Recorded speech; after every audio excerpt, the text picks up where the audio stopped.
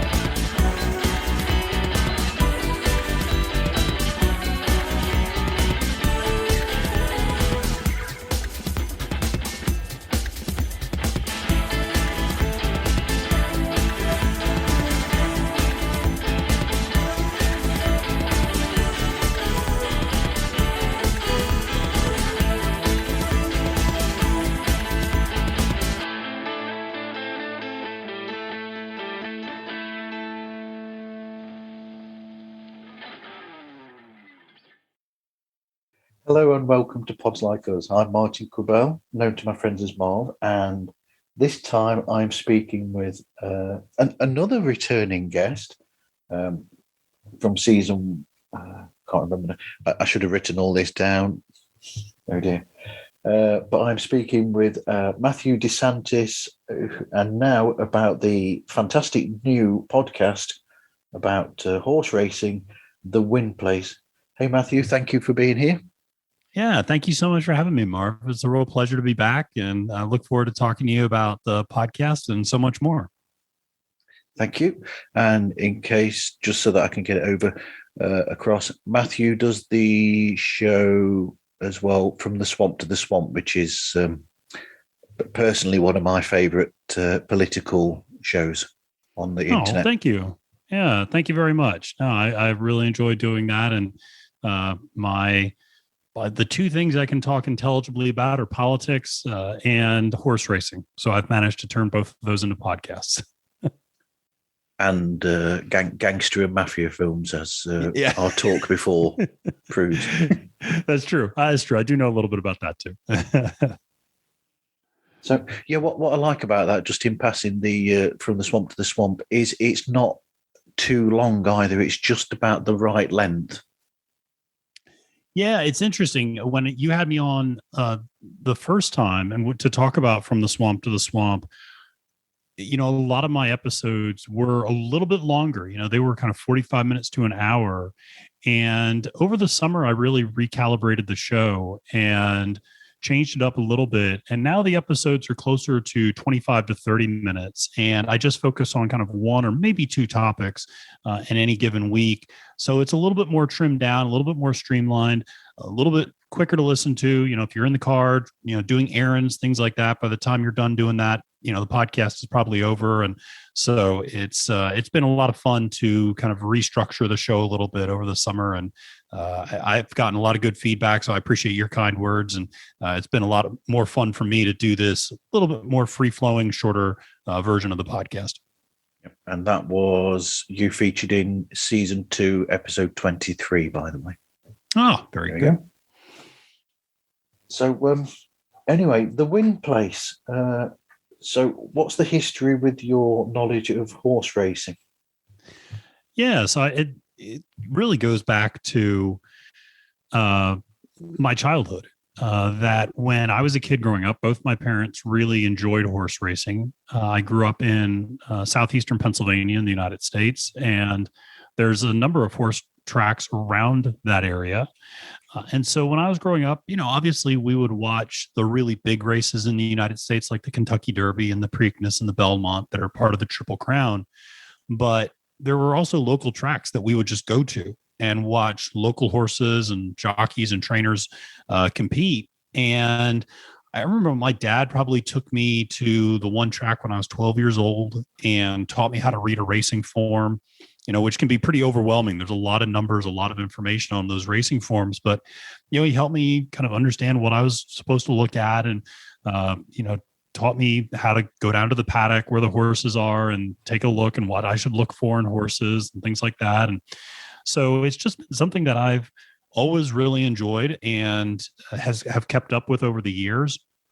And when I was, a young adult, I had a lot of friends who also were from different parts of the country, but had similar experiences to me, that they all grew up near horse racing tracks in New York or Maryland and places like that. So they were all into horse racing too. So I started kind of talking about horse racing with them, or when I would go visit them, college or after college, going to the track was always one of the things we like to do. So it's just something I've always kept up with, and something that I just always love. And I watch it all the time, not just the big races, but watch, just the, Thursday, Friday races that might not have as many big names, and even watch the races that take place over in England and overseas from time to time as well.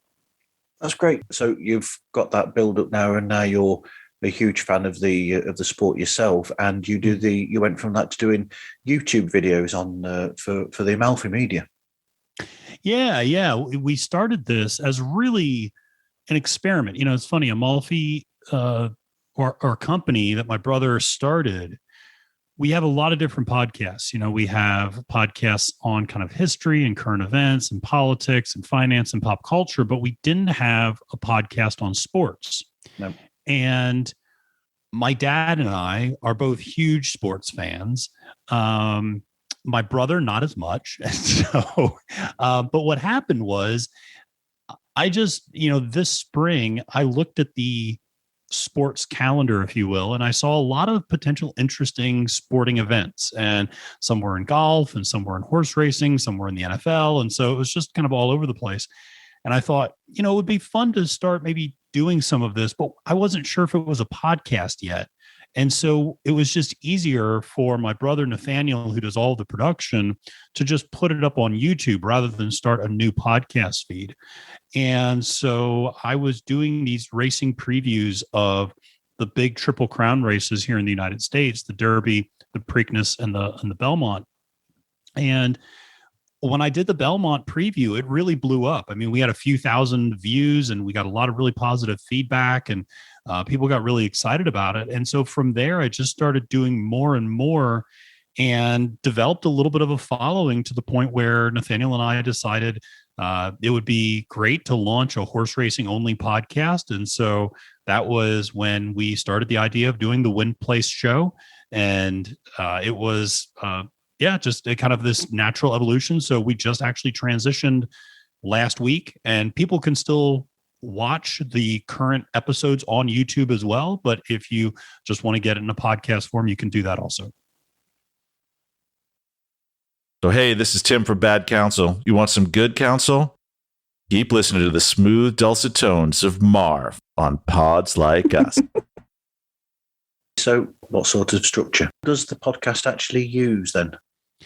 So it varies a little bit. So I have a few different types of episodes. So I'll have like a picks and previews episode, and those are obviously previewing the big races. And so what I'll typically do in those instances is kind of talk about each one of the races one at a time. And so normally there's maybe 3 or 4 really big races on any given day. And so I will go over the fields, the horses that are entered into that particular race.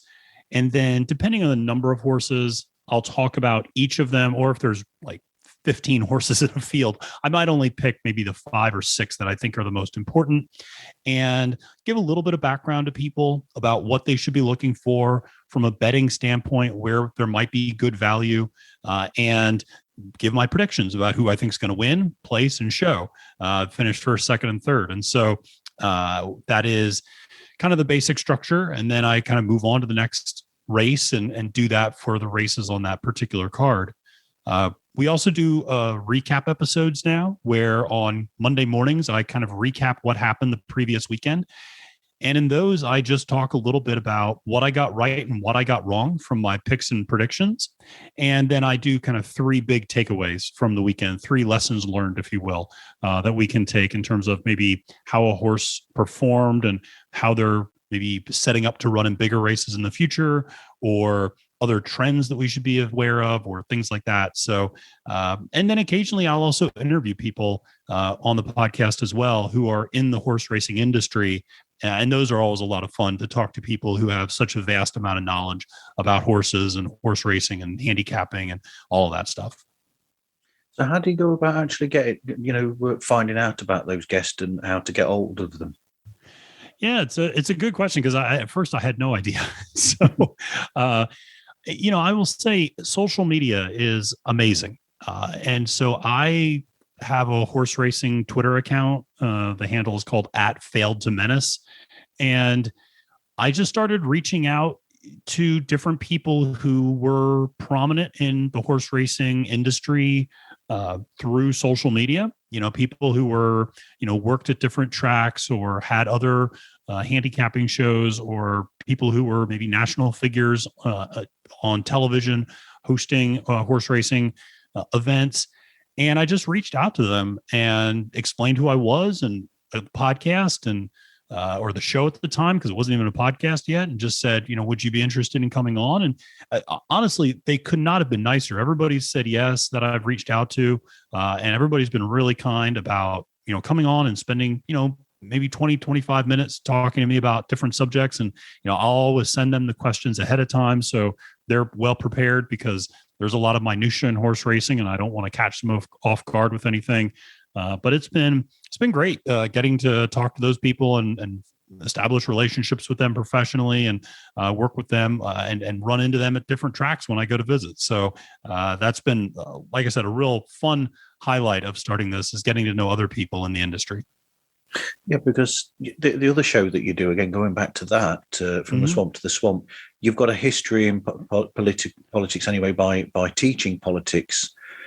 So you would have quite a few relationships, or you'd know these people already from I don't want to say really. Yeah. No, you're right. I mean, I would have had, I had a lot of, when I did the political interviews, and I still do occasionally, when I do those, I mean, a lot of those people are individuals that I have gone to school with, that some of my former students who have gone on to do really exciting things in politics, or just people who, a lot of them were like friends of friends. And we had maybe a common connection, went to school at the same institution, or we, know some of the same people, and I was able to kind of leverage some of those connections to bring people on. But with horse racing, it was, just kind of starting at ground zero and just reaching out to people. And like I said, everybody's been so nice, and that's a really insular community. And on Twitter, it is definitely a horse racing community. There's definitely horse racing Twitter is a thing. And it is, it's a lot of people who sometimes get into a lot of arguments about horses, but they really are very nice people, and always willing to help each other out. And I think that's one of the things that I've found, is that in the United States, horse racing used to be a really popular sport. I mean, in the 1970s, when my mom and dad were growing up, horse racing was like one of the 2 or 3 major sports in this country, because you had all of these dominant Triple Crown winners like Secretariat, Affirmed, and Seattle Slew, these great horses. And over the 1980s and 90s and early 2000s, the industry really went into decline. And part of it was because horse racing isn't on television all the time, and all these other sports are in the United States. So football, baseball, basketball, hockey all became much more popular, and tracks started to not do as well. So, in my experience, the people who love horse racing are always eager to talk about horse racing with others, to try to get more people involved in the sport, grow the sport, and get new people interested. So, like I said, it's been great reaching out and talking to those individuals. So how often are you releasing episodes? Because it's like you're releasing episodes more than once a week. Oh, yeah.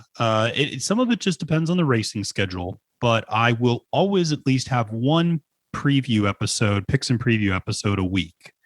Sometimes I'll have 2 or 3, depending on when the big races are taking place. So, for instance, we're recording this on a Wednesday night, and there are 3 big races this coming Friday, Saturday, and Sunday. And so I'm actually going to have 3 separate episodes, one that comes out Thursday morning, one that comes out Friday morning, one that comes out Saturday morning. So it just depends. Next week there might only be one picks and preview. And then I'll do kind of one recap episode that comes out on a Monday. And occasionally, not weekly, but occasionally I'll have interviews. So that might be every other week, every third week, or something like that. So there are, quite a few episodes. Definitely something that will populate your podcast feed every couple of days with something new. So when you predict these, just as a tangent, do you actually put any of these on as bets yourself? I do. Yes. Not all the time. I like to be at a track in order to actually bet on a race, because as much research as you can do ahead of time. And one of my guests that I actually had on, Acacia Courtney, who's kind of a national figure in horse racing, who covers it for a major network over here in the United States, Fox Sports, and covers a lot of racing in New York. She said that she changes her mind regularly when she sees a horse in person on the day of the race. And I think that's an important thing to keep in mind, that you can look at a racing form and judge past performances and do all of this research. But a lot of times when you go to the track and you just see the horse and you see how the horse is responding, and if its ears are pricked up, if it's trotting a certain way, or does it have its head down? Does it look lethargic? I mean, so many things have an influence on that. And so a lot of times I don't like to bet unless I'm there at the track. And then I can kind of get a sense of, okay, this is what my research has told me who I think is going to win. And this is what my eyes are telling me who's going to win. And in some cases, those two are the same thing. But sometimes horses surprise you, and you see a horse at the track and you go, wow, I didn't think that horse really was going to offer much, but man, looks really great. Looks super sharp and on point. Maybe I should put a few dollars on this horse instead. So, but when I do make picks and predictions and then I go to the race that weekend, I do put my money where my mouth is, so to speak.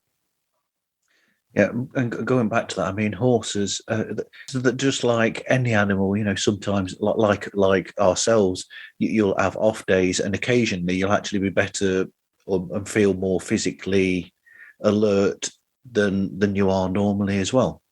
Absolutely, absolutely. No, then I think that's one of the things people sometimes get frustrated with, is they look at a racing form and they just think everything's in the numbers, and that gets you a lot of the way there, but you really do have to judge how a horse looks. And, you can just tell sometimes when they get out right before the race, you can sometimes see the jockey really pushing the horse to kind of work out a little bit before, and get warmed up. And, that can just be a huge red flag occasionally. Whereas, and then there's sometimes you get to a track and you see a horse and you just think to yourself, well, that horse looks half crazy. That horse is out of control. And you always want to kind of balance. You want a horse that's keyed up, that looks ready to run, but there's a very thin line between ready to run and out of control. And you don't want out of control. You want somebody who's ready to run. So, like I said, you're right. I mean, there are good days, there are bad days, and you just have to take that into consideration. Hey, this is Brian with Concerts That Made Us podcast, and you're listening to Pods Like Us, a great show about other great shows. So, getting ready for recording an episode, do you research past stats on each of the riders and the horses that you're speaking about in the races? Absolutely. So I will get a racing form a couple of days before I record for that particular race. And that'll have the information for all of the horses that are in that field. And I will spend, a significant amount of time looking over those forms and, looking at, how much success maybe a certain jockey or trainer has had with a particular horse or at a particular track, how the horse has performed at different distances on different surfaces. Here in the United States, we have a lot of dirt racing, but we also have turf racing. So sometimes horses are better on one surface than the other. And so looking back to see which surfaces the horse is best at or which distance they're best at. And then what I'll also do a lot of times, particularly for some of the bigger races, is I'll go back and watch old races of theirs, or their last 2 or 3 performances on YouTube, and just get a sense of what was that trip like? Was the jockey really pushing the horse? Toward the end, did the horse win easily? Did the horse just have a bad break at the very beginning and kind of get pushed to the back? Or, what happened in that race? And so sometimes I like to do that as well, just so I have a little bit more context about what happened in some of the previous races, because you can't necessarily always see that on the racing form. So, so I spend some time doing that sort of research before I start talking and making predictions. And I'm guessing you do the same for when you get guests on, you will research as much as you can on those people as well. Oh, absolutely. Yeah. And you try to find out where their background is, what they're really, what their expertise is within horse racing. It's interesting. One of the guests I had that I mentioned, Acacia Courtney, one of the things that she really knows a lot about is what is referred to as kind of bloodstock in a lot of cases, or breeding.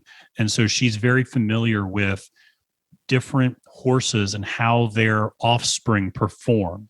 And that's a very, very expensive business to get into the purchasing of yearlings, horses that are just a year old. And, she knows a lot about that. So when she came on the podcast, I made sure to have, a few questions about that so she could kind of show off her expertise in that area. Another one of my guests knew a lot about turf racing in the United States. So I wanted to make sure she had the opportunity to talk about that, to show off her knowledge. So always try to make sure that I put my guests in the best position to share something new and exciting with the audience. Yeah, because when you, the other day I was listening to, you spoke with,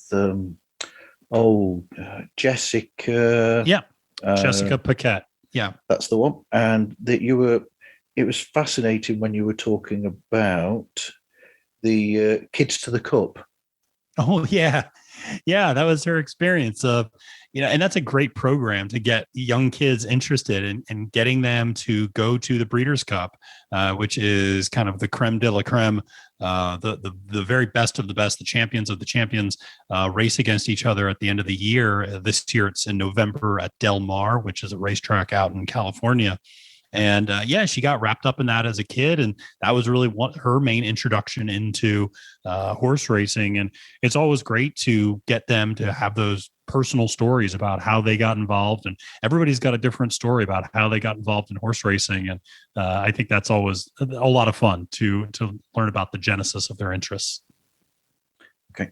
I'm guessing recording and editing is much the same as you do with From the Swamp to the Swamp, where you will, if you're interviewing someone, you'll interview them much like we are now over Zoom or something similar. And then when you're on your own, I forgot now, do you do the same as Blaine and you do it on a, because I know Blaine does it with his iPad, I think, doesn't he? No, I haven't gotten as spiffy as doing it on my iPad. I still do it on my iMac. I do it on my laptop, but we use a service called Riverside, and yes. I'll record everything on that. And when it was a YouTube show, the visual was really important. And so I would always make a point, because, in America, and it's true over in England too, because I've been to racing over in England, and is that, people dress up when they go to the racetrack, especially for the big race. And so I would always make a point to dress up a little bit. So I would put on a sports jacket and a button-down shirt and wear a little cap, and get dressed up a little bit for the YouTube. And so that was a lot of fun just to kind of do that and to get into it a little bit. But obviously the visual was so important. So just making sure lighting is correct, and that, the camera is framing me correctly and things like that. And then I would also develop graphics that I would have Nathaniel, my brother and the producer, put into the video. So I would have graphics for showing all of the horses' names and all of the jockeys in the race. And then when I was talking about it, I would kind of give an audio cue, and I would say something like, now let's take a look at the horses in the field. And that was kind of the audio cue for Nathaniel to put that graphic up in the video. And so when you were watching on YouTube, you could watch and you could read the horses' names and jockeys as I was going through them and talking a little bit about them. So that made it a little bit different than what we did with the normal podcast, but it's been a lot of fun to do. And I find myself still dressing up, even though I'm on a podcast, and I don't need to worry about the video anymore. So what's your collection of hats and fascinators like? So I have a bunch of hats, but I like to just kind of wear one, which is this little kind of like a newsboy cap from like the 1920s. It's just kind of a little easy little cap to put on, and that way also people have started to. This is actually a funny story. I'll tell it very quickly. But when I was doing the YouTube show. Which is still going, I should mention. But when I was doing it just on YouTube, I did a preview for a race in Virginia, and I went down to the track that a couple days later for the actual race. And I remember some person that I had never met before in my life came up to me and said, "Are you Matthew?" And I kind of looked at them. I said, "Yes." And I said, "Do I know you?" And they go, "No, but my wife and I were just watching your preview episode and I recognized your hat." And so I just wear the same hat. So that way people can always recognize me no matter what track I'm at. And I'm easily spotted in the crowd. But it was that was a lot of fun, actually, just to run into someone who'd been watching some of my stuff and then just randomly meet them at the track one day. Wow. It's not something that you really expect, is it? No, not really. I mean, and that's maybe the beauty of podcasting is there's a level of anonymity that's associated with it. But when you put your image out there, I mean, people, especially in horse racing where it's a small community. And so, yeah, it was really funny, and it did catch me off guard a little bit, but yeah, the guy was nice enough, and so it was a really fun interaction. But yeah, I always wear my one little cap, and that's my signature go-to. I wonder if that happens to Magda, who does the Amalfi show No Fear Cooking. If anybody comes across here and says, "Oh, you're the one who does the cooking show on YouTube." I wonder. I don't know if she's had that happen. They should definitely stop her at the store when she's buying all the great products for the show and get some more inside information on the recipes. But yeah, I'll have to ask her next time I talk to her about that, because you're right. I mean, she gets a lot of viewers on that YouTube show, and from not just Greenville but all over. So maybe she needs to start going to like cooking conventions or something like that. I'm sure she has a lot of fans there. Well, going off on another tangent, I think that's a subject that's very popular with people around the world, with British Bake Off and all these cookery shows. Oh, yeah. I mean, they've even got their own network, haven't they, with Food Network. And, so it's hit a specific niche. Absolutely. Yeah, very much. And Magda has such a varied background. I mean, she's Romanian, but then she married my dad, who has a strong Italian heritage. And so she has this really interesting fusion of, Romanian and Eastern European dishes, but then Mediterranean dishes that she's gotten to know really well through the Italian side of our family. And then she's lived in the South, for the last 15 years, 20 years. And so she's picked up a lot of real traditional Southern cooking as well. So she's got a real great repertoire of food. So if any of your listeners are foodies, they should definitely check it out. Wow. I'm looking forward to like a jambalaya Romanian style. Trust me, she can do anything Romanian style. So Brilliant. I'm Agent Scott. And I'm Cam the Provocateur. And we're from the Spy Hards podcast. That's right. And you are listening to Pods Like Us, the podcast that also has the Midas touch. So with this, I mean, with your job as well, how do you actually find the time to make all these podcasts? That's a good question, Marv. I ask myself that question sometimes too. Part of it is just, from a personal standpoint, I'm single and I don't have any kids. And so, that frees up some extra time, certainly. But yeah, I mean, I work a traditional 9 to 5, and working in administration and higher education it's a big job, but it's also a job where I don't have a lot of spillover after hours. So my evenings are usually really sequestered off, and my weekends are usually protected, so that I don't have to do too much work there. So a lot of times I'll do my swamp recordings about politics on a Sunday or maybe a Saturday. And then I'll do my recordings for the Win Play show in the evenings during the week, on a Wednesday, Thursday, Friday night, or something like that. So, it definitely takes up a lot of my free time, but it's interesting particularly during the pandemic. I think so many of us got stuck staying inside and, I don't know. I think a lot of people got caught in a rut a little bit. We're just watching movies and kind of not really doing anything. And staying active with all the podcasts allowed me to, maybe I was staying inside this whole time, but I was being active. I was doing something. It was intellectually stimulating for me. So I really enjoy doing it, and I'm busy a lot, but it helps keep me on task, I think, and helps keep my life kind of structured. And so I've enjoyed doing it. And Nathaniel is, he's great, because he always tells me, hey, if you need to take a step back, feel free to take a step back. If you want to take a week or two off, feel free to do that.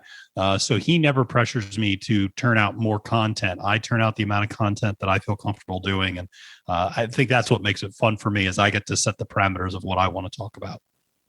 That's great, because I know with From the Swamp to the Swamp, when you do the not the interviews so much, but even then the same, you always prepare and you write down. It's almost scripted when you do those solo shows on there, and I'm thinking that it's the same for the Win Place, where you script it before you actually do the show. That's interesting. So one of the changes that I made from the last time I talked with you actually was that I've really reduced the amount of scripting that I do for the politics podcast. I still have an outline, and kind of like an outline that might be a page or two long, but I don't script quite as much as I used to, and it's freed up a ton of time to do it that way as well. And with the Win Place show, I also, I will have kind of an outline, and I will have talking points, and I will make sure that I bring up certain things, but I don't script it out so carefully like I used to. And I think that's just a byproduct of me becoming more comfortable podcasting and more comfortable talking in front of the microphone, and not being a perfectionist all the time. I think that was one of the things that was a real hang up for me when I first started was, if I misspoke, I would make a note to Nathaniel to, make a change, or, I would re-record that sentence, or re-record that phrase that I messed up on or something like that. I was really obsessed with being so exacting and precise. And I think as I've gotten more comfortable with the platform, I've just, if I misspeak, I just correct myself right away and move on. And it's not the end of the world. So I think Nathaniel is actually a huge fan of this, because he doesn't have to do as much editing as he used to do for my shows. And it's a little bit quicker for him. So, but yeah, it's still a lot of work to obviously get it outlined, but it does free up a little bit more time not to be so exacting on the language. Yes, because I remember the last time you were saying to me that you were, there's instances where you would hear the show when it's put out, and then suddenly you would send messages in the middle of the night, basically, to Nathaniel saying, "Oh, you need to change this because that's not quite right," and this, that, and the other. So there's less of that now. Then there is less of that. I mean, I will still, if I get something factually wrong, if I say something and I don't even realize it, and then I end up saying, particularly when it comes to politics, when it comes to horse racing, I think people are pretty forgiving if I, mispronounce a horse's name, or if I, if the horse is going off at 6-1 odds and I say that it's going off at 8-1 or something like that, it's not that big of a deal. But if I am talking about politics and I say something that's factually incorrect, I will still occasionally write to Nathaniel, depending on the severity of it, and go, "Hey, when you have a chance, I messed up here, and maybe we can, put something else in. But that has not happened. Knock on wood. That has not happened in like the last 4 or 5 months. So I think just feeling a little bit more free has also led to me not, messing up quite as much. Quite frankly, I feel just more comfortable and I'm more free flowing, and it's led to, I think, better podcasts. Hey, this is Greg at Bad Counsel. You want some good counsel? Keep listening to Pods Like Us with Marv, and down with monarchy. So I think I might be hitting a bit of a hot potato here. So what's your opinion on steeplechase races? Things like over here we have the Grand National over here, which is quite famous or infamous in some ways. What's your opinion on some of these obstacles that they place in the way of the horses, such as the famous or infamous the chair on the Grand National, which is an enormous, which catches a lot of horses out? Yeah, I think it's a really good question, and it is a controversial topic over here in the United States. Steeplechase racing is not nearly as popular here as it is over in the UK. There are still some tracks that do steeplechase racing. Actually, one not far from where I live, down in Southern Virginia, has steeplechase racing. I think it's something that most American audiences just don't really have much of an interest in. And I think, at least here in the United States, there's not much of a culture of it. Also, our steeplechase races look a little bit different than yours in terms of the height and the width of the obstacles. And so it can lead to horses injuring themselves and breaking down and having to be euthanized. Obviously, nobody ever wants to see that. So that's always difficult. But, honestly, the horses also break down and have to be euthanized on flat track racing too. So it's not as if it's all that much different. But it's certainly, some of those equestrian events do look a little bit more scary. It's something that I enjoy. The equestrian element of it, I enjoy watching it. Eventing and the different equestrian activities, steeplechase racing. I enjoy watching it, but I absolutely understand why some people would cringe or maybe not have the stomach for it, because obviously seeing a horse go down is, it's amazing. For as elegant as a horse looks running, they look so bewildered and scared and kind of discombobulated when they fall. Like I said, I certainly understand why some people wouldn't like it, but it's something that I do enjoy watching, and it's not a huge sport here in the United States in terms of specifically steeplechase racing, but something that when I watch over in the UK, I often see. So in the US, then it's more about flat racing. Yeah, very much so. And that's, those are the big races. And, as I said, also one of the, I think, big distinctions between European racing and American racing is in the United States, most of our races are on dirt, whereas over in England, virtually all of the races are on turf. Yes. And are on the grass. And so, in the United States, dirt racing is probably more popular amongst the casual fan, because that's what the big Triple Crown races are, the Kentucky Derby and the Preakness and the Belmont. Those are all dirt races. And so for a lot of casual fans, that's all they know. That said, if you go to any track on any given day, probably 3 or 4 of the 10 or 12 races are going to be on the turf. So turf racing is still something we do a lot in the United States. They just don't have a lot of high profile turf races necessarily outside of very elite events like the Breeders' Cup in November. So like I said, just not quite as popular, and it's a different type of racing. And it shouldn't be surprising that this year in particular, we've seen a lot of European horses come over to the United States and run on turf and against American horses, and they have just absolutely crushed the competition. The European horses have done so well this year, and a lot of the very famous trainers, Aidan O'Brien and Charles Appleby, have really put up some wonderful horses over here in the U.S. And so it's been exciting to watch the best in the world come and run in the United States. Well, that's an interesting one. So do you think it makes a difference then, the trainers and the actual breeders, as to the horses' techniques and how they perform? I do. I think, there are certain horses that are just great. And, you and I might be able to train them and not screw it up. They're just so elite that you just go, okay, like your job is just to get out of the way. But I think there are certain trainers who, particularly when you start talking about like turf pedigree, just have a reputation of knowing how to evaluate a horse, knowing what type of races to put that horse in, the distance that they're going to be most comfortable with, the fields that they're going to be most comfortable with. And so in the United States, probably the preeminent turf trainer is a gentleman by the name of Chad Brown. And as I mentioned, Aidan O'Brien, Charles Appleby are really big names over in the UK, and obviously run a lot of over here as well in the big races. So I do think it's not a mistake that you see a lot of the same trainers have the best turf horses. And that's because I think they understand how to train those horses effectively, how they set them up, and how they get them to perform on those given days. So absolutely, trainers make a huge impact. And, there are certain trainers that you just learn to look for and that you learn to trust in certain races and at certain tracks. Here in the United States, there are certain trainers who are, predominantly on the East Coast versus the West Coast of the country.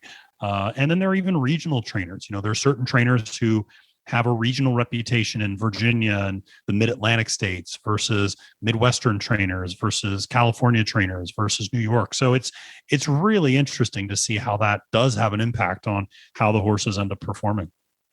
And of course, the same goes for whoever the jockey is as well. They will control the horse differently, and therefore the horse will respond differently to each individual jockey.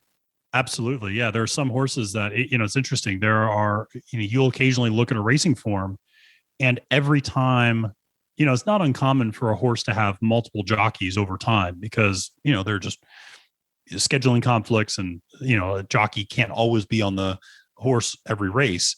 But it is funny to sometimes see that every time a certain jockey is on a horse, that horse wins.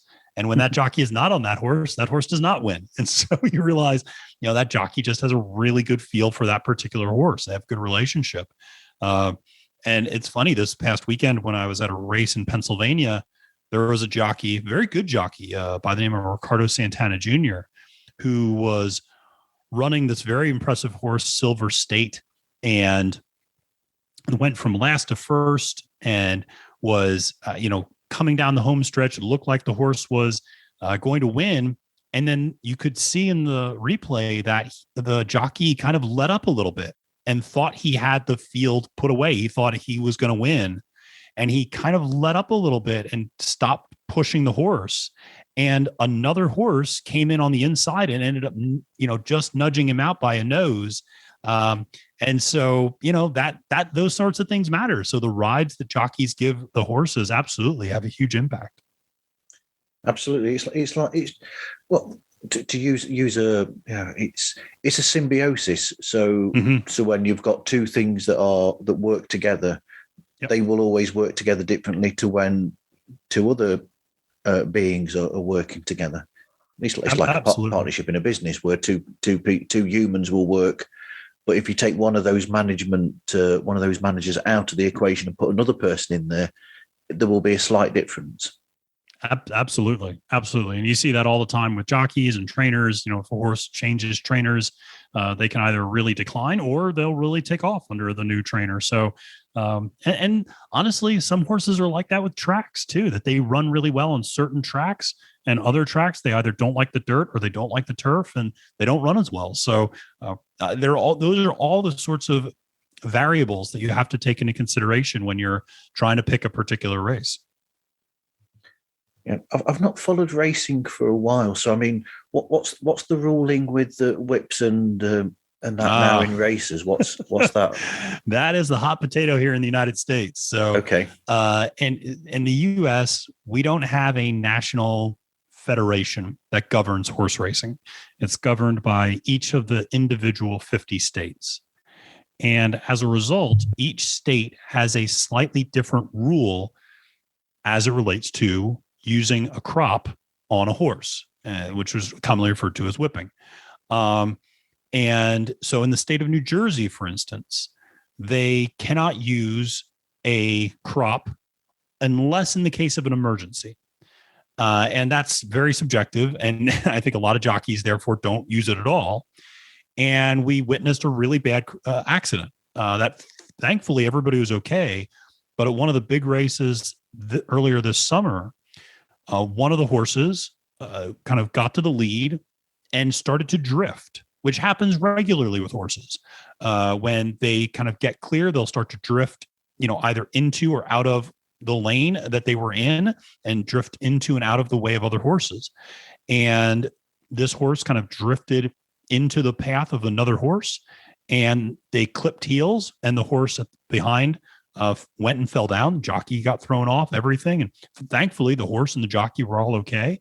But I think anybody watching saw that and thought to themselves, geez, if that jockey had a whip or a crop, he could have made sure to use a left-handed crop and kind of keep that horse in its lane. I mean, that's a lot of what jockeys are doing. I mean, yes, you're using the crop to motivate the horse and to push the horse, but you're also using it to keep the horse going straight and not veering out or veering in. And so I think that's, one of those things. And, some states, they will allow jockeys to use a crop up to 6 times in a race. So there's quite literally just a set number that you can use.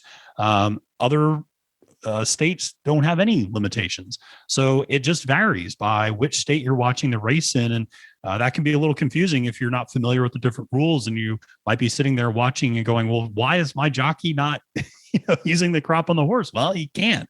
And so it's that's kind of a constant source of debate over here in the U.S.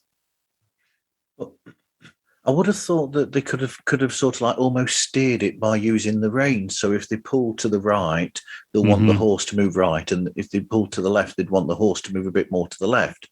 Or a horse is not quite as responsive as that. So the horses are absolutely responsive in that way. The problem is that when you are, especially coming down the home stretch, a lot of times you are very loose on the reins, meaning that so when a horse breaks initially from the starting gate, the jockeys have a great deal of control over the horse because they really are up on the reins. They're really holding the reins tight, and they can move the horses around almost like using a joystick to make sure that they're placed in the proper place for the race. But when you're coming down the home stretch, you want that horse to run as fast as possible. So you really let the reins out. And when that happens, you don't have as much control over where the horse is going because the reins aren't as tight on the horse as they were at the beginning of the race. There's actually a really kind of fascinating event that took place a few weeks ago, probably about a month ago now, where these two horses in a very big race in New York were coming down the stretch, and they had pulled away from the rest of the field, and they were neck and neck with each other.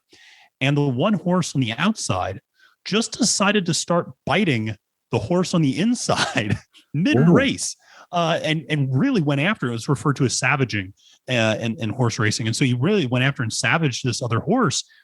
And thankfully, the other horse was completely not bothered by it and just kept running. But when you watch the replay, you saw that the jockey had the reins so loose that it took him a second to kind of gather up the reins and get the horse's head back, away from the other horse. So coming down the home stretch, like I said, they don't have quite as much control with the reins as they might at the beginning. And so therefore they do use their crop. And a lot of times you'll see the jockeys kind of waving their crop right by the horse's eyes. And that's just to keep the horse focused on continuing to go forward in a straight line, nothing else. And they're never hitting the horse when they do that. It's just a way of kind of brushing the horse on the side and just kind of reminding the horse to keep going straight because they don't have quite as much control. Wow. That's quite a good explanation right there. Yeah, no, it was that was quite the, I mean, if any of your listeners, you just Google, the horse's name was Frenzy Fire, and he savaged a horse called Yaupon, Yaupon. And it's worth watching in slow motion because that Frenzy Fire really went after the other horse. I've never seen anything like it. And the crazy part is he probably cost himself the race because he was gaining on the other horse, and then he just decided to start biting him and then kind of lost ground a little bit and then made it back up, but not quite enough. So it was a very bizarre finish to a race. And both are very good horses. But Yaupin actually just recently retired because of an injury. So it was kind of a crazy moment to see. G'day. This is Matty C from the Astros Fantasy Football Podcast way down in Australia. And we love getting to listen to Marv meet new podcasters from all over the world here on the Pods Like Us podcast. So going into the betting again, just for a short while. Yeah. Have you personally been in a situation then where you've seen long odds, shall we say, where there's ridiculously, so you might have something like 20-1 as opposed to 1, evens or something, so you'd get better odds. So even further, I mean, I've seen some odds like 400-1 I've seen back in. So it's funny, just this last weekend I was at a race and the winner of this one race was 109-1. Wow. So $2 bet paid off $218. And you see it all the time. I mean, you really do. I mean, you see just about every single day at the track, you will see at least one race where there is at least 15-1 long shot that wins. And a lot of times, to your point, it's usually a 20 or 25 or 30 or 35 or 40-1 shot that ends up winning. So winners in the morning line favorite only usually win about 35 to 40% of the time. Now, a lot of times it's the second or third horse that might only be going off at maybe 3-1 or 5-1 or something like that that ends up winning. But it's, like I said, it is not uncommon to see horses with really big odds win a race. And there was a race a few weeks ago that I did a preview for at a track called Kentucky Downs. Okay. It's a turf track.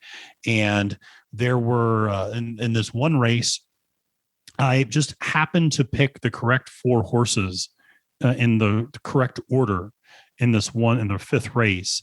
And if you had placed a $2 bet on the horses to finish in that order, you would have won $17,000. For some reason, I decided not to bet that race. Well, like I said, I like to be at the track, so I usually don't bet if I'm not actually at the race. But that was one of those where I kind of went and saw that, and I was like, oh wow, the horses I picked and finished in the exact same order. I mean, that's really, really uncommon for anybody to do that. And then I looked at the payoff and I was like, oh man, I wish I'd put $2 on that. But you live to fight another day. Absolutely. Have you been in a situation where you've been to a race and you've actually seen a long shot like that, and you've seen the form that they're in before they actually go to the race, and thought, I will put a bet on that, and then it's actually come through and won, and you've made a good amount of money out of it?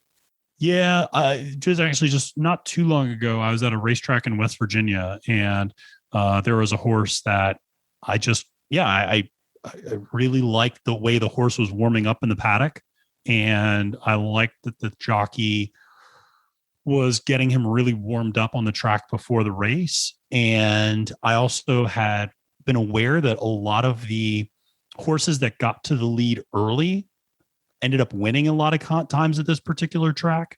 And so I like that when a jockey really aggressively warms up a horse, it usually means they're going to try to go to the lead early. And so all of those kind of factors kind of clicked, and I said, hey, that would be a good horse to put a couple bucks on. So I think I put a $10 bet to win, and the horse went off at like 20-1. And so I won like $200, which was nice. And so, those are good days. and a lot of times when I go to the track, I'll usually win. I don't bet huge sums of money. So if I win maybe, $40 or $50, but if I lose, I only lose maybe $40 or $50. So it's not the end of the world. I can't believe I'm doing this. I'm going on to another tangent now, because we're both lovers of film. Are there any actual films about horse racing that you are a fan of? Oh, there actually are. So obviously there's, films like the film Secretariat, films about horses, films like Seabiscuit and things like that. However, I will tell you right now, one of my favorite movies as a kid was the movie Let It Ride, which is a 1989 movie with Richard Dreyfuss. And it's about a guy who is a habitual horse racing gambler who always has bad luck. And it follows him one day at his favorite track where he ends up winning every single race. Wow. And betting the correct horse in every single race. And all of these other things are happening in his life with his wife and his family. And so there's a lot of other drama that's taking place around the track, but it's all happening within the backdrop of him continuing to win. And he keeps taking his winnings from the previous race and betting it all on the next race. And he just keeps getting more and more and more money. And so I remember watching that when I was like a kid. My parents were clearly like grooming me to get involved in horse racing and gambling a little bit. But I love that movie. That's a really fun one to watch. And like I said, then, the Seabiscuits and the Secretariats and those types of movies are obviously a lot of really great kind of historical documents to remind people about the connections and the horses of years that have gone by. Absolutely. You had me at Richard Dreyfuss because I think he's a fantastic actor. Oh, yeah. Yeah, he is. He's a really great actor. What's up, everybody? This is Chris from the podcast Real Film Reviewed, and you're listening to Marv on Pods Like Us. So have you actually thought about, mind you, considering how much time you've got, you might not be able to do this. Are there any of the other sports videos where you and Nathaniel have thought, maybe we could make a show out of that, or maybe not? Yeah, I think golf is definitely one because Nathaniel's co-host on Binge Bros, Joey is a really big golf fan. And so that's a sport that I think, he could do something potentially if he ended up, he's got a pretty strenuous job, but if he ever had the free time, golf is definitely a sport that he could end up doing something for. I think, some of the guys who work on the podcast Mundane Madness, those guys know a lot about college football here in the United States, or American football as it's referred to, not to confuse it with soccer. But yeah, I mean, I think for me, horse racing is kind of a good niche for me. I obviously know a lot about professional American football, and I know a lot about basketball in the United States. So, I mean, those are kind of the two other sports that I could probably go in on and do something. But I think for right now, we're just really excited about horse racing. And the other thing about horse racing is that it's a year-long sport. People are running someplace in the United States all year round. That when it gets cold in the north, the horses go down to Florida and South Texas and California, where the weather is nice and warm. And then, in the summer when it's too hot down south, they run up in, New York and Illinois and Virginia and places like that. So it's a year-round sport, so it's going to keep me busy all the time. Absolutely. I mean, some sports like baseball, for instance, I think there are so many baseball podcast shows out there already, and that also goes for football as well. Whereas college football, I think, probably is a bit more of a niche. That you're right. I think there could be something possibly there.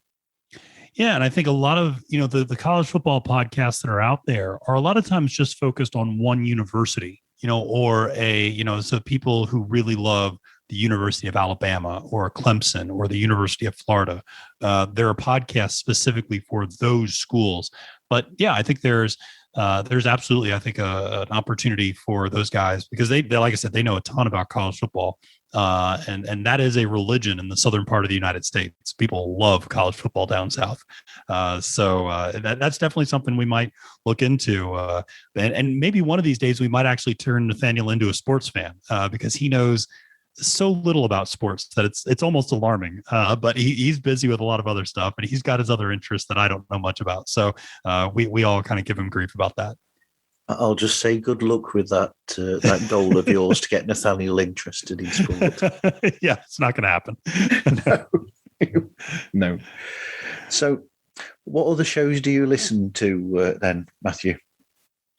Oh, geez. I listen to a lot of shows about movies. I like listening to a show called The Big Picture, which is about Hollywood and the Oscars and a lot of movies that are coming out, and even thinking back on movies of yesteryear and things like that. There's another podcast called The Rewatchables that I enjoy a great deal, that kind of talks about movies that are maybe 20 or 30 years old, but are endlessly rewatchable. The type of movies that when they come on TV, you just kind of stop what you're doing and you have to watch, that scene, or you have to watch until the end, sort of a thing. So that's an enjoyable one because it's a little nostalgic and it kind of takes you back and reminds you, oh gosh, that's why I love this movie so much, sort of a thing. And then I've started to listen to a couple of other podcasts associated with horse racing. There's a group of guys called On the Wrong Lead, and they do a horse racing podcast and show, and they're a lot of fun to listen to. And it's kind of a group of 3 or 4 guys who kind of do what I do, kind of pick some of the races, and they're really nice guys. I had a chance to kind of interact with them a little bit, and they're always really entertaining and very insightful. So like listening to that. And then I also, honestly, I'm a good company man. I listen to all of the Amalfi Media podcasts as well. So I listen to the Blaine DeSantis Show, and I listen to Natty and Joey on Binge Bros, and listen to Sarah on No Fear Finance, and listen to Chase and Cooper on Mundane Madness. So I keeping up with all of them keeps me busy in my free time. Oh dear me, Mundane Madness with Chase and Cooper makes me laugh so much.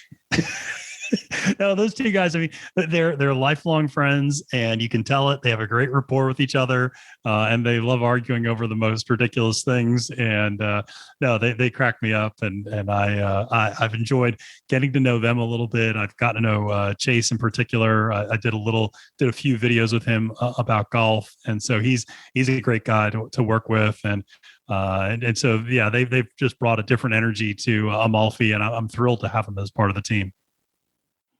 You've given me a suggestion idea here for a golf show with you, Chase, and Joey then around a table discussing golf. I'd love to do that. We need to get Joey away from his job a little bit more, but yes, I'd love to do that. So I think that would be great. Absolutely. So this is interesting now as a returning guest. What advice would you give to people in podcasts? Yeah, it's a good question. I think that, what you brought up a second ago is really important. And I think it's something we've discovered a little bit at Amalfi, is find your niche. Find something you enjoy. Don't try to go broad because that's where you think the most people are. To your example, don't sit there, just if you're a sports fan, if you're a generic sports fan, don't sit there and just start saying, well, I'm going to do a football podcast. Well, there's hundreds of thousands of football podcasts. If you're going to do one like that, find an interesting slant on it. Find an interesting niche that is comfortable for you. And, I was fortunate that I just kind of stumbled into the whole horse racing thing. And I realized this is something that, yes, there are some horse racing podcasts, but there aren't that many. And, this is interesting and this is fun. And I think that's the other thing is the other advice is do something that you enjoy. I've talked a little bit about how much time I spend, researching and doing all of that. I would absolutely hate doing a podcast where I have to spend so much time researching and working on it if I didn't absolutely love the subject matter that I was working on. So, find that niche subject that is interesting to you. And there are 7 billion people in this world. It's going to be interesting to somebody else. And don't worry about, this sport has, or this topic has, all these hundreds of millions of listeners. Okay, that's great. You don't need hundreds of millions of listeners to start out. You just need, a few dozen, and that can grow to a few hundred, and that can grow to a few thousand, and so on and so forth. So, that's what we've seen at Amalfi. And I think that's the advice that I would give people starting out is find that niche and find something you love and talk about it, because that enthusiasm is going to come through on the podcast. And that's something my mom always comments when she listens to my horse racing shows. She always says, she goes, Matthew, I'm not quite sure what you're talking about all the time, but you're really excited about it. And that makes me excited about it. And so, And so I think that, and I pick that up on other people's podcasts as well, that the energy you bring is so important. And so pick a topic that energizes you and makes you excited. Hey there, this is Bobby with the Rock Guys podcast, and you are listening to Marv Smooth on the Pods Like Us podcast. Check him out. Absolutely. I mean, when you started this the Win Place show, I was actually surprised in a way, because I thought, oh, if Matthew's going to do any sport, it'll be wrestling. Yeah. You're right about that. I mean, no, yeah, because I do have the background of professional wrestling, and my dad certainly does too. And I think that would be, I don't know if we could ever turn it into a full-time podcast, but I would love to do something like that with my dad, because he has such a background, obviously running a professional wrestling franchise for close to a decade, and myself being a ring announcer for 5 or 6 years, and being pretty involved in the business. And I just think it would be so much fun to kind of get him and I to talk about that and to do something in that space. So that's something we're still working on. I got to sometimes I got to twist his arm a little bit, because he can be a little curmudgeonly about whether or not he wants to talk about it. Depends on the day. So I'll have to kind of keep on him about that. That's another one I need to say good luck with that one. Yeah, no, exactly. Yeah, changing my dad's mind is next to impossible. So, but if anything, I have to go through Magda, because if I can convince my stepmother, then she's much better at convincing my dad to start doing things. So I need to talk to her about it. That's where it needs to start. That's where to go when people are married or in a relationship. Always go to the partner. Exactly. So where can people find you and get in touch with you then, Matthew? Yeah, so you can find the Win Place show or From the Swamp to the Swamp on any of your podcast platforms, whether it's Apple or Google or Spotify, what have you. You can find it there. Just do a simple search. You can also find us on Twitter, where I'm very active, at least on both horse racing and politics. So my political From the Swamp to the Swamp podcast feed Twitter is at From the Swamp Pod, and then my horse racing Twitter is the handle at Failed to Menace, which is a horse racing note that is in the horse racing forums that I'll sometimes say that a horse failed to menace.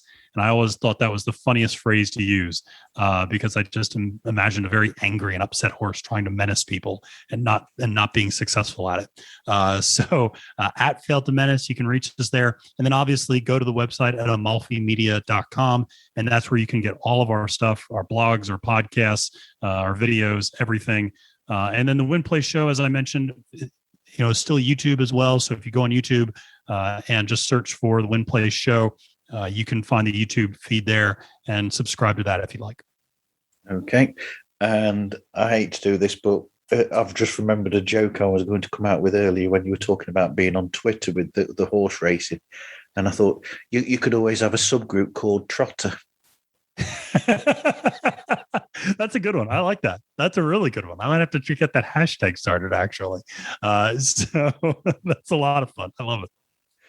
Oh, dear. Can't believe that I didn't mention the fantastic theme tune. Yeah. No, it was funny because I kind of wanted to. I didn't know how to do it on the podcast. We all have kind of intro music. Mm-hmm. And so I was like, well, how am I going to do intro music on a YouTube video? And I didn't want to make it difficult for Nathaniel. And so, and what was really interesting was when I started recording, I thought at first I would try to whistle, because I usually whistle that tune, which is kind of the starters, the post time tune.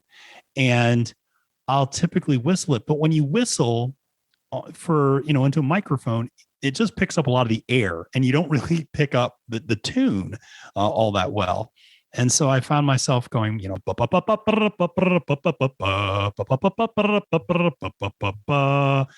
it was just easier to do that and kind of do it in that way.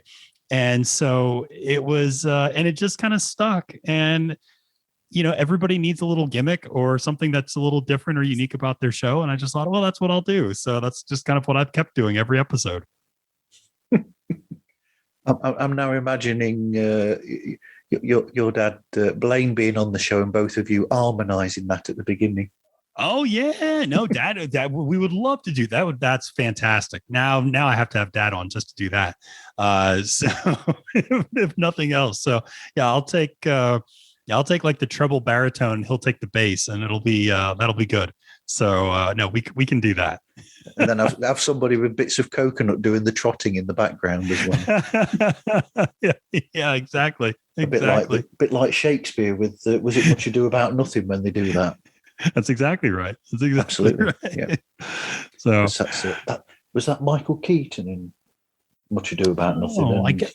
I can't remember who else it was as well. That were the police who were, because it was like it's the old. I think it does actually come from Shakespeare himself, where they have people with these walking along. It's pretending that they're on a horse, isn't it?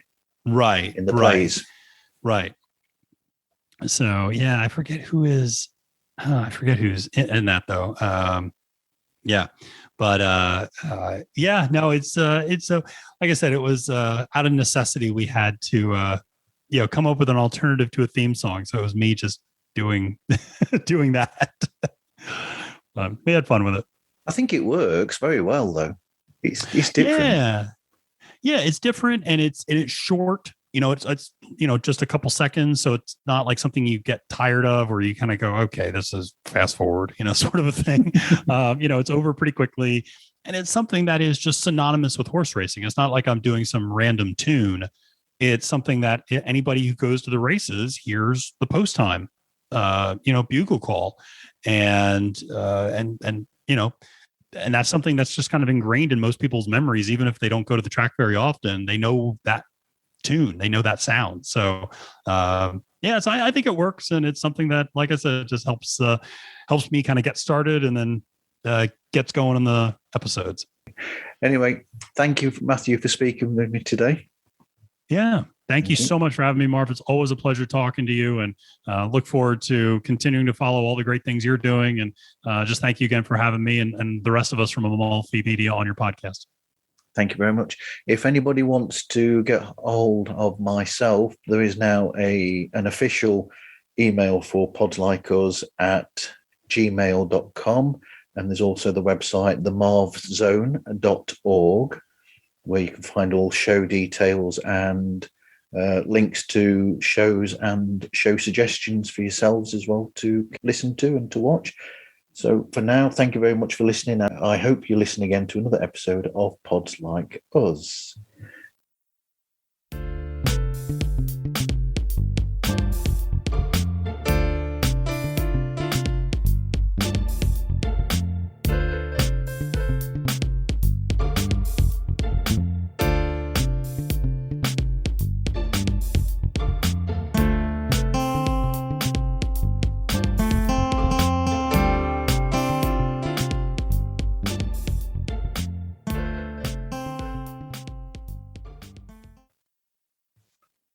Let's actually get rid of the video then.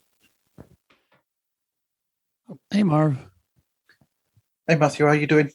I'm doing well. How are you? Not too bad. Not too bad. That's good. By the way, the entire family says hello. Nathaniel, my dad, everyone. So they were all jealous that I got a second chance to come chat with you today. Yes, I know. I've had a talk with Nathaniel about the Binge Bros, but he said it would just be him and not Joey. Yeah. Joey's got he's got a pretty hectic job right now. So he's he works in the financial sector and he's just starting out. So he's pretty busy young man. But yeah. So that's So we always have something new coming up though. Yes, it's very fun though on the Binge Bros when he makes these predictions and things. And what is it? Apple is going to be the big hitter of streamers in the future. He says. Oh yeah, I know. I give him grief about that stuff sometimes. It's good. So do I. I contacted on Instagram because I know he does the Instagram page, and I said to him, Oh yeah. I said to him about it. I said, not in England. No, I don't think in the United States either. No. In England, I think the new biggie will be Disney Plus. Yeah. That's just such a monster, and it's not going to go anywhere because it's, the parents are always going to have their kids, and their kids are always going to watch Disney, movies. Like, it's just, that's always going to have content that people want. And yeah, Disney just has unlimited, maybe not unlimited, but virtually unlimited pockets to just keep putting money into this. So, I agree with you. That's the dominant force.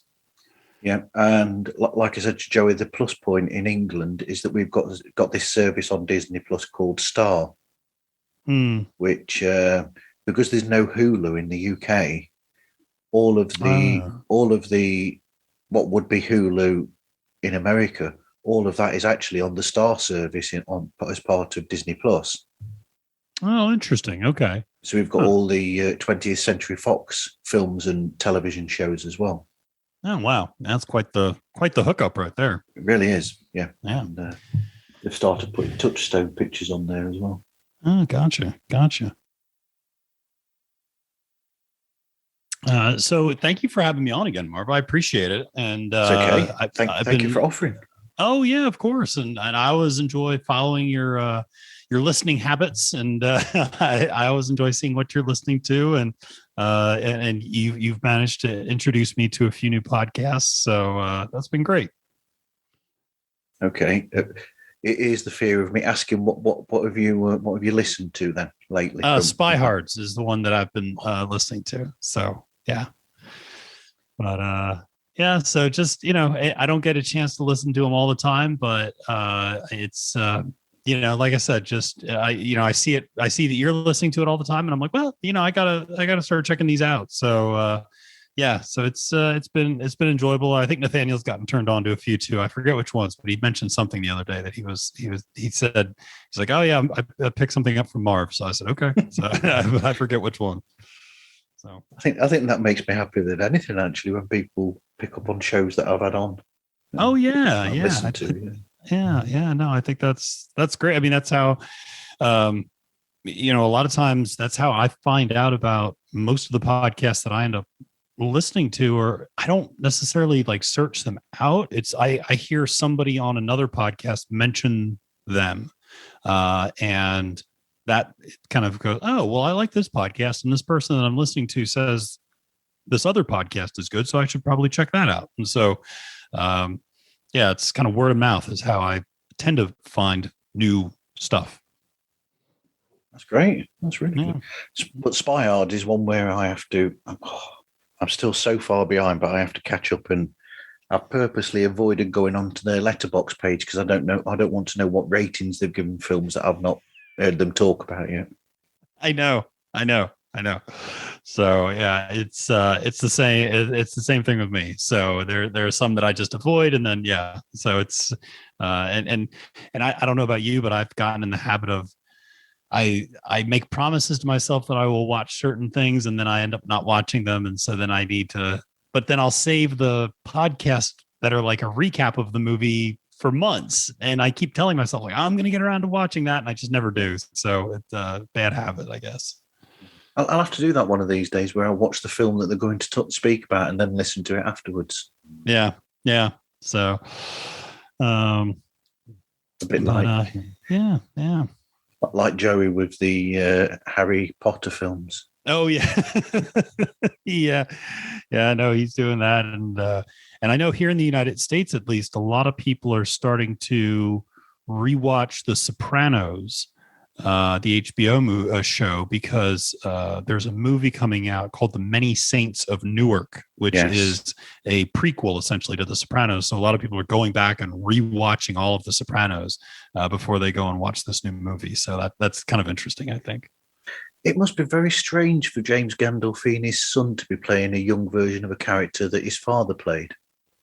Yeah, no, absolutely. And I can't imagine. And he, he looks like him a little bit. It's not he's so young and Gandolfini, James Gandolfini was middle-aged by the time he became famous, that, there isn't too much of an, similarity in terms of looks. And so, hopefully he's able to forge his own path, but you're right. I mean, it's gotta be kind of a surreal moment for him to do that. And I just saw there's a movie coming out, a Paul Thomas Anderson movie coming out called Licorice Pizza, that stars Philip Seymour Hoffman's son, and who of course worked with Paul Thomas Anderson on a number of movies, Boogie Nights and The Master. And so Magnolia as well, I think. Yeah, Magnolia, that's right. He's great in Magnolia, God. And so that's got to be kind of surreal for, Philip Seymour Hoffman's son to be now working with this guy who collaborated in so many iconic movies with his dad. So it's, very interesting. But that looks like a really good movie, actually. So I just saw the trailer for that maybe yesterday. But yeah, so always good stuff out there on the horizon. There is. So are you going to guest on Binge Bros with your knowledge? Every once in a while, I'll give them a pitch about having me on for something. So, but it's funny, they really are into the Marvel stuff, and they're into, some of the television shows they really like to watch are not ones that I have gotten around to watching. So our tastes kind of don't always overlap, and I just don't have the time to do this, huge binge of Falcon and the Winter Soldier and all of these other Marvel shows to catch up. So it's so every once in a while I try to get on, and if nothing else, I just try to influence what they talk about every once in a while. That's good enough, because I'll give them a movie they need to watch, and then they'll kind of talk about it, a couple episodes later. So that's good enough for me. Yeah, I did a group chat yesterday, didn't I, with some people, and me and Tom, who does the Two Legs podcast about Paul McCartney, and he does another Beatles related show, Talk More Talk. We were both saying to each other that we've really, if only we had the time, both of us would love to do a show all about gangster films and mafia films. Oh yeah, absolutely. I mean, that's such a rich subtext and such a rich subgenre. It's funny, last night I was watching Goodfellas, or 2 nights ago, I guess it was Monday night. But yeah, I mean, there's so many great, going all the way back to the old James Cagney movies here in the United States, exactly. Public Enemy, so many great movies. And yeah, all the way, through The Godfather up through the Scorsese films. And yeah, there's a rich lineage of that in the United States and abroad too. I mean, that's the interesting part, is that virtually every country has their kind of version or take on gangster movies. So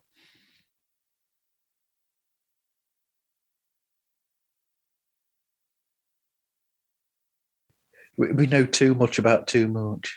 I know, that's what my dad and I are like this. When we sit down to talk, we just could talk for hours about just about anything, and then we never get around to the topic that we were originally going to talk about. But yeah, that's okay. It's still fun to talk about the other stuff. It is. How's your dad getting on then with the new show and the format? Oh, he really likes it. I think it gives him a lot more freedom.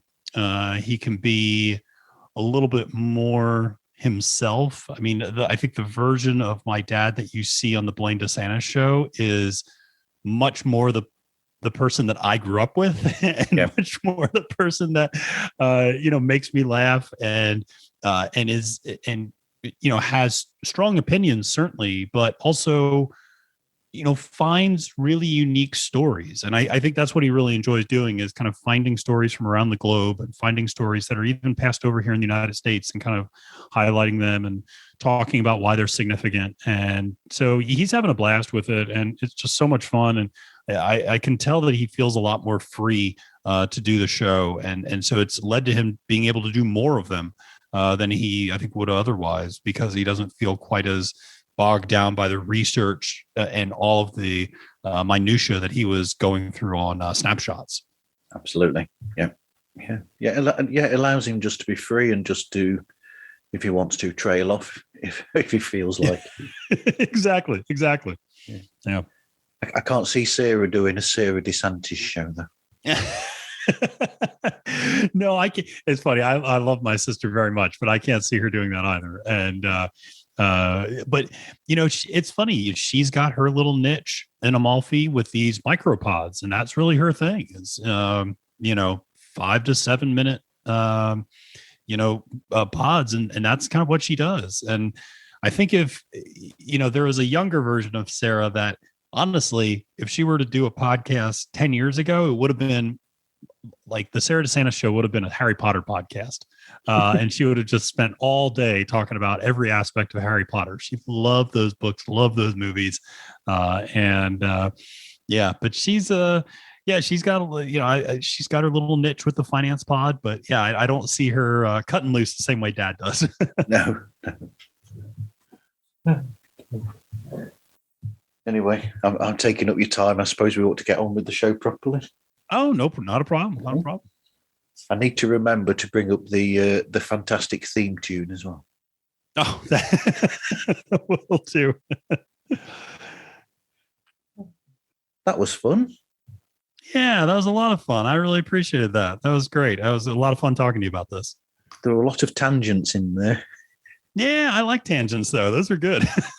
So, that was a lot of fun. I really enjoyed talking to, and you came up with some good ideas I need to pass along to Nathaniel too. So, I don't know why I do that very often. I'll be talking to people like Nathaniel when I've spoken to Nathaniel on when he was on.